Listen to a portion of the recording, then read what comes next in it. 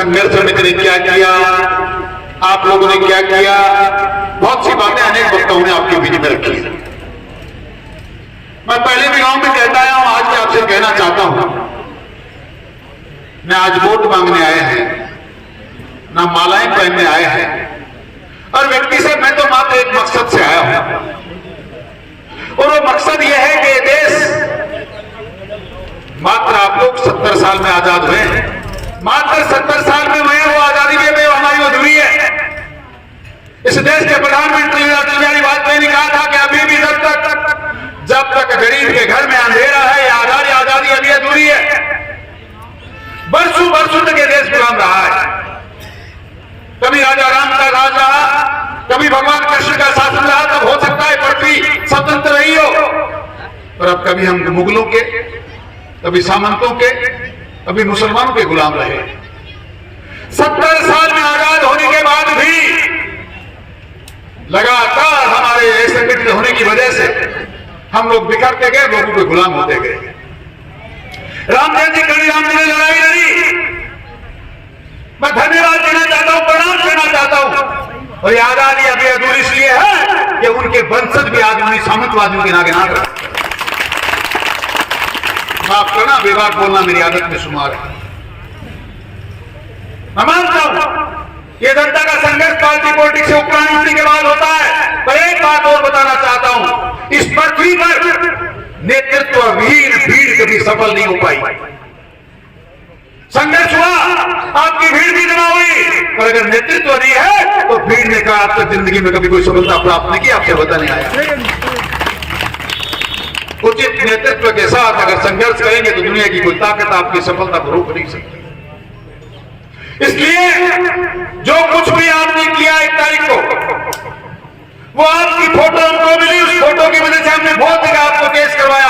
हमारे पास 50,000 की भीड़ थी, हमारे पास 30,000 की भीड़ थी, पर उन बंद आंखों की राज वाले दरवाजों को, जिनकी आंखों पर पट्टी बंदी है, उनके दरवाजे खटखटाने के लिए भी नेतृत्व चाहिए। आपसे निवेदन करना चाहता हूं, वरना जिनको हमने पूजा, जिनको हमने भगवान माना, भगवान राम और उनकी अर्धांगिनी माता सीता, उनको भी इस क्षेत्र के नेताओं ने, आपने जिनको वोट दिया उन्होंने उनको भी बख्शा नहीं, और ये कहा कि माता सीता इतनी सुंदर थी कि उसके पीछे राम और राम भागते थे। इस प्रकार की व्याख्या करने वाले लोग, इस प्रकार के नेतृत्व करने वाले लोग उदयपुरवाड़ी का भला कर सकते हैं? मैं मात्र आपसे जानना चाहता हूं देवी और सज्जनों, कि जो कुछ भी आपने आज के 5 साल पहले किया, उससे पहले भी एक सरकार आपने देखी। अभी मूलचंद जी कह रहे थे कि दूसरी सरकारों ने भी लोन माफ किया। उठाओ हाथ, कांग्रेस की सरकार में 5 साल में किस किस का लोन माफ हुआ? मूलचंद जी पहले अध्ययन करो।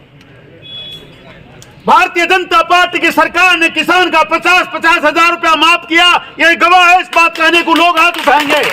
कांग्रेस की सरकार ने आपसे वादा किया संपूर्ण कर्जा माफ करेंगे, एक नया पैसा किसी का माफ हुआ नहीं।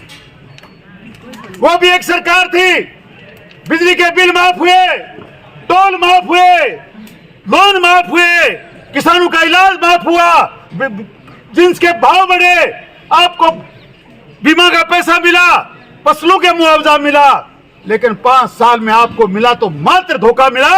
आपको कहा गया, राजस्थान की राजधानी में कहा 1 से लेकर 10 गिनो, 10 दिन के अंदर किसान का संपूर्ण कर्जा माफ कर दूंगा। हुआ किसी का माफ नहीं हुआ। एक नया पैसा माफ हुआ नहीं। लोगों की जमीनें कुड़क हो रही हैं। बिजली के बिल की चर्चा करें, आज सुबह का व्हाट्सएप किसी ने नहीं देखा तो मैं दिखाता हूं। बिजली के बिल माफ करने वाली सरकार 3-3 हजार रुपए के बिल भेज रही है, जिनके घर में मात्र 50 यूनिट बिजली जलती है। इलाज के नाम पर एक पैसा किसी का हुआ नहीं। टोल अनवरत चल रहे हैं, लोग बातें करते हैं टोल माफिया, भू माफिया। अरे टोल माफिया, भू माफिया कांग्रेस की सरकार ने पैदा किया। हमारी सरकार ने सब कुछ बंद किया था, फिर आपको चालू करने की जरूरत क्या पड़ी? अब आपके सामने एक झुंझुना और चालू किया है, फ्यूल सरचार्ज माफ करूंगा। 3 महीने पर देवी और सज्जनों सब कुछ माफ करेंगे। 3 महीने के बाद क्या होने वाला आपको पता है? 3 महीने के बाद अगर आपने गलती कर दी तो किसी माँ का बेटा जाने वाला है, किसी महावीर झाझरिया की हत्या होने वाली है, किसी मदन मनकस की हत्या होने वाली है, किसी बाबूलाल सैनी की हत्या होने वाली है, किसी बेटी के साथ बलात्कार होने वाला है। इस राजस्थान में, इस उदयपुर वाटी में वापस वही भ्रष्टाचार। मैं मात्र आपसे निवेदन करने आया हूं कि 5 साल का एक काला इतिहास, ये मंजर जो आपने देखा है, मेरी माता बहन और बुजुर्गों और नौजवान दोस्तों, मैं नहीं चाहता कि काल की पुनरावृत्ति हो जाए। आपने 5 साल में क्या क्या देखा है? रोजाना ऊंट गाड़ों में बैठ कर कहते फिर 60 साल में नहीं हुआ, वो हमने करके दिखाया। हाँ, जो 60 साल में नहीं हुआ उन्होंने करके दिखाया, सही है। और क्या किया पता है? मनसा माता के मंदिर में मेरी बेटियों के साथ बलात्कार हुआ। किसान समाज की महिलाओं को, बुजुर्गों को आपके मुंह पर कहा गया अगर निर्दोषों को नहीं पकड़ा गया तो आपकी बहन बेटी को उठा लिया जाएगा। ये 60 साल में हुआ। 60 साल में उदयपुर वाटी में 1 महीने में 8 महिलाओं के साथ बलात्कार हुआ। 60 साल में किसी की हत्या नहीं हुई, हत्या ही की गई। महावीर झाझरिया मरा, बाबूलाल सैनी मरा, मदन मनकस मरा, आपके बेटों के हाथ पैर तोड़े गए। ये 60 साल में नहीं हुआ था तो हुआ। 60 साल में हुआ था। हमारे शहीदों ने अपनी जमीनों का हक प्राप्त करने के लिए बलिदान की आहुति दी। बालूराम जी डांगी ने आपके बिजली के बाद बिल माफ हो जाए इसलिए अपने प्राण की आहुति दी। ये देश स्वतंत्र रहे, मां भारत की ज्ञान दान शान कायम रहे, इसलिए भाई मनोज कुमार जाखड़ ने अपने आप प्राणों की आहुति दी। और 5 साल में आपके प्राणों की आहुति ली गई। आपके मान सम्मान के साथ खिलवाड़ किया गया। आपकी मंदिर माफी की जमीन जो हमारे बाप दादे नाम नहीं करा पाए, वो मंदिर की माफी की जमीन अपने नाम पे कराकर मंदिर बांट ली गई, उनके दुकानें बनी गई और सरेआम उनको बाजार में बेचा गया। जंगल की जमीनों पे कब्जा हुआ। ये 60 साल में जो नहीं हुआ था वो हो रहा है। अब चाहते हो कि आप इसी प्रकार कब्जे होते रहे, ना लोग मरते रहे, लोगों की गर्दन कटती रही, बलात्कार होते रहे, बेविचार होता है, तो फैसला आपको करना है। मात्र 3 महीने बचते हैं। देवी और सज्जनों, आपके सामने मात्र निवेदन करने आए। फिर ये मत करना कि हमें किसी ने बताया नहीं, हमारे साथ धोखा हुआ। हम कोई राजनीति करने वाले लोग नहीं हैं। मैं तो व्यक्ति से मेरे कह सकता हूं, मेरे परिवार में कोई पहले किसी ने की ना आगे कोई राजनीति करने वाला है। वो परिवार को आपकी नाम जानता नहीं। आपके सामने एक तो कसम खाई थी, गुड़ागोड़ दिन खड़े होकर, अगर गुड़ागोड़ दी झुंझुनू जिले से अलग होगा, जो नीम का थाना में जाएगा तो मैं आत्महत्या करूंगा, और नहीं होता तो करता। एक घोषणा और करता हूं कि मेरे परिवार में मेरे बाद कोई राजनीति करने वाला व्यक्ति नहीं है। मैं मात्र युवाओं के लिए लड़ रहा हूं। मैं मात्र माता बहनों के पिता और आपके समाज के मान सम्मान के लिए मेरी लड़ाई है। मैं किसी राजनीति को परिवारवाद में आगे बढ़ाने वाला व्यक्ति नहीं हूं। मैं तो आपसे इतना चाहता हूं कि 5 साल में अगर आपको लगता है भारतीय जनता पार्टी की वसुंधरा जी की सरकार में, और मैं जब आपका नुमाइंदा था, एक भी व्यक्ति को लगता है मेरे साथ अन्याय हुआ, एक भी भाई को लगता है कि भाई से झगड़ा करवा दिया, एक भी माता को लगता है कि किसी के साथ भ्रष्टाचार हुआ, कोई बात मानता है कि मेरी जमीन पे कब्जा हुआ, तो आप मुझे वोट मत दीजिए। और आपको लगता है कि 5 साल में ईमानदारी से हमने काम किया, किसी प्रकार का कोई भ्रष्टाचार होने नहीं दिया, और आपको लगता है कि पिछले 5 साल में लगातार जनता के साथ अन्याय हुई है, तो निर्णय आपको करना है। बात ये निवेदन करने आया देवी और सज्जनों, ये हालात जरा अच्छे नहीं है। हम उन लोगों की विचारधारा को आगे बढ़ा रहे हैं जिन्होंने बेईमानी का एक वोट लेने की जरूरत नहीं समझी। माननीय अटल बिहारी वाजपेयी जी, जिन्होंने देश के नौजवानों का सम्मान किया, वीर शहीदों का सम्मान किया, इस देश की सेना का मान और सम्मान किया।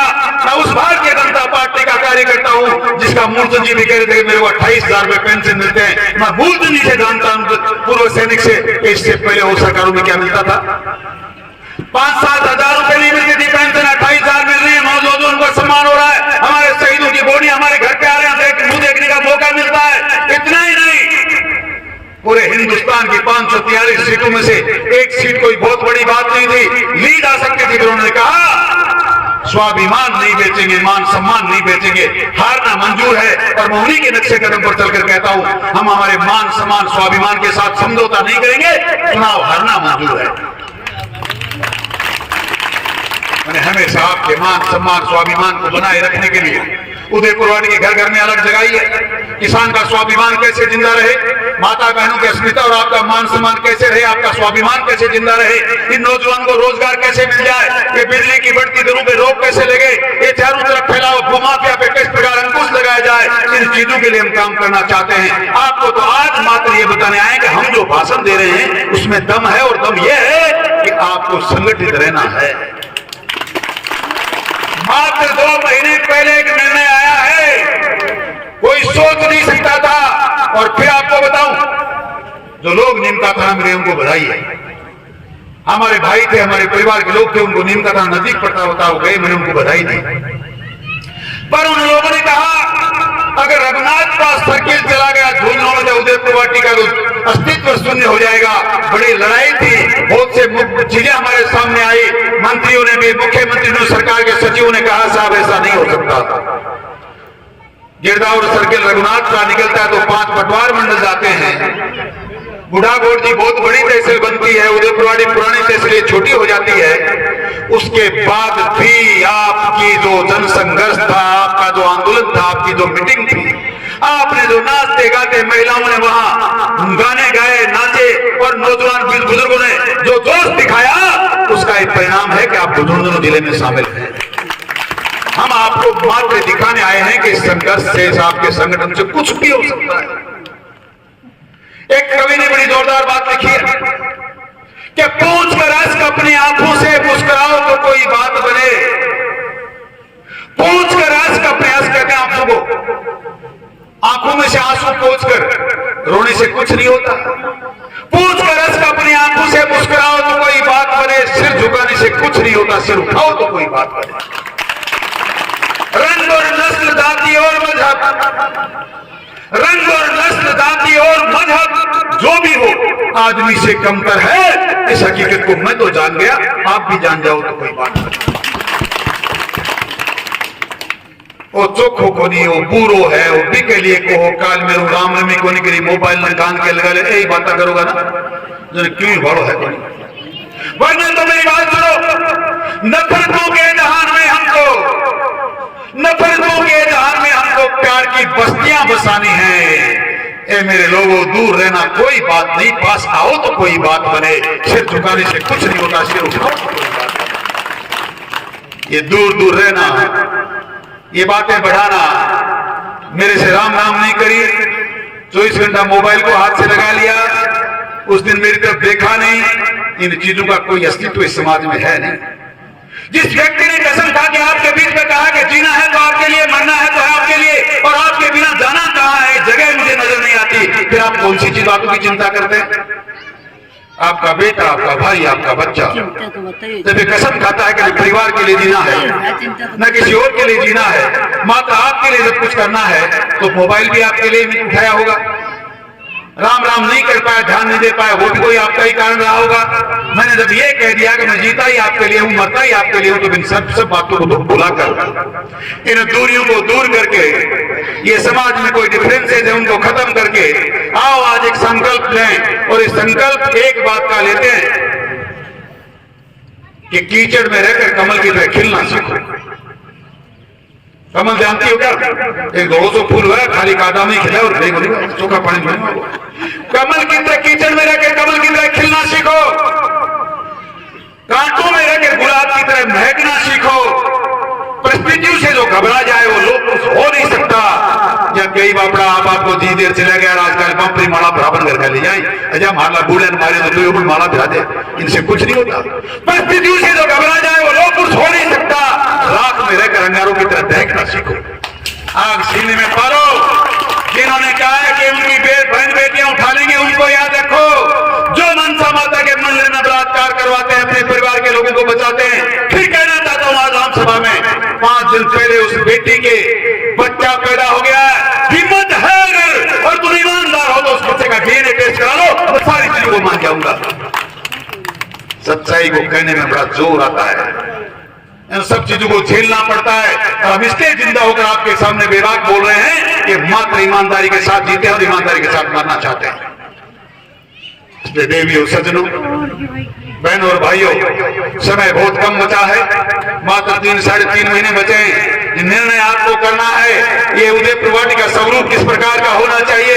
रामराज स्थापित करना चाहते हो, घर घर में यमुना का पानी अगर पहुंचाना चाहते हो, अगर बिजली के बिल इसी प्रकार बढ़ने से रोकना चाहते हो, और आप चाहते हो कि टोल माफ हो जाए, भूमाफिया चले जाए, ये मंदिर माफी की जमीन पे कब्जे करने वाले चले जाए, तो आने वाले समय में सोच समझ के निर्णय करना मात्र आपसे तो कहने आए हैं। और आपके पास ताकत कितनी है, ये मूल जी ने, उड़ाराम जी ने सबने बता दी कि आपके संगठन में बहुत बड़ी ताकत है। मैं अपनी वाणी को विराम दूं इससे पहले एक निवेदन और करूंगा। आने वाली 29 तारीख को मंगलवार को मैं 10 साल से आपके यहाँ कभी दसोटन में, कभी शादी में, कभी ब्याह में, कभी जन्मदिन पर बहुत जीमता आया हूँ, खाना खाता आया हूँ। 29 तारीख को मंगलवार को उबड़ी का बालाजी पे एक महाप्रसाद रखा गया है। मैं सारी माताओं से, बुजुर्गों से, पूरे गांव से गिरा न्योता देके जा रहा हूँ। कार्ड छपाऊंगा नहीं, एक भी रह जाए तो कहेगा मेरे को कार्ड नहीं दिया, बिना कार्ड के न्योता देने आया हूँ और आपको बुलाने आया हूँ। जो नहीं आएगा फिर देखना मैं उसके जीवन में तो नहीं आऊंगा भाई, वोट मांगना अलग बात है। वो जेन बाबू काम लेन देन को बराबर वापस मारे। इसलिए 29 तारीख को 10 बजे शुरू करेंगे, रात को 10 बजे तक महाप्रसाद चलेगा। आप लोग उसमें प्रसाद ग्रहण करने जरूर आना। आपका बहुत बहुत धन्यवाद, आपने इतना सुना। ये माताओं को बहुत धन्यवाद, आपने आपकी देर तक बैठी। हम आपका एक कर्ज कभी ना कभी उतारेंगे।